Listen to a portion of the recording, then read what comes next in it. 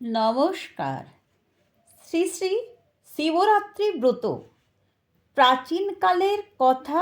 রুরুদ্রোহ নামে এক ব্যাধ তার পরিবার নিয়ে গভীর জঙ্গলের এক প্রান্তে বসবাস করত। বনে গিয়ে শিকার করত। শুধু মৃগ হত্যা নয়, নানা চৌর্যকর্মেও সে সিদ্ধহস্ত ছিল।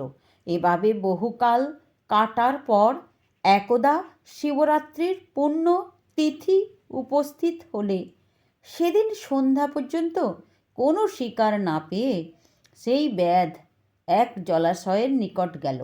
এই জলাশয়ে কোনো না কোনো প্রাণী জলপান করার জন্য অবশ্যই আসবে ভেবে এক বিল্ববৃক্ষে উঠে বসল। যদি তৃষ্ণা পায় এরকম চিন্তা করে খানিকটা জলও সঙ্গে নিল। ক্রমশ রাত বাড়তে লাগলো।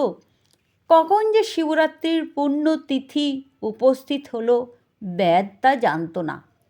বিল্ববৃক্ষের নিচে একটি শিবলিঙ্গ ছিল, ব্যাধ তাও জানত না।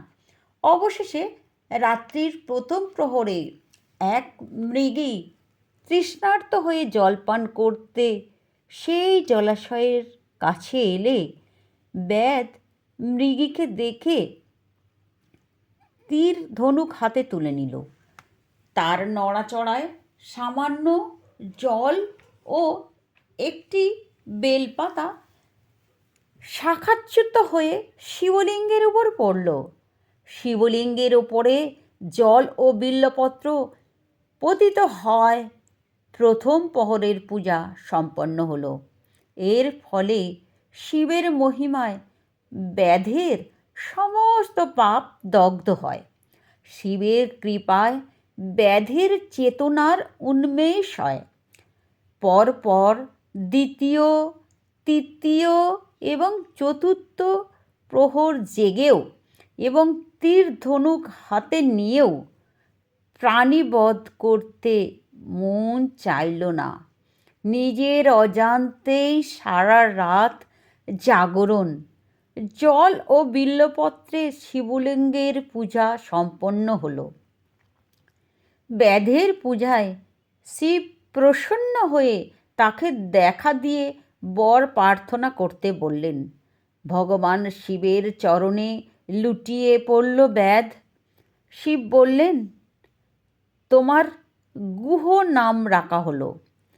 তুমি এখন থেকে সুখ ভোগ করো। একদিন দশরথ পুত্র তোমার গৃহে আগমন করবেন। অতি দুর্লভ জ্ঞান ও ভক্তি তোমার লাভ হবে।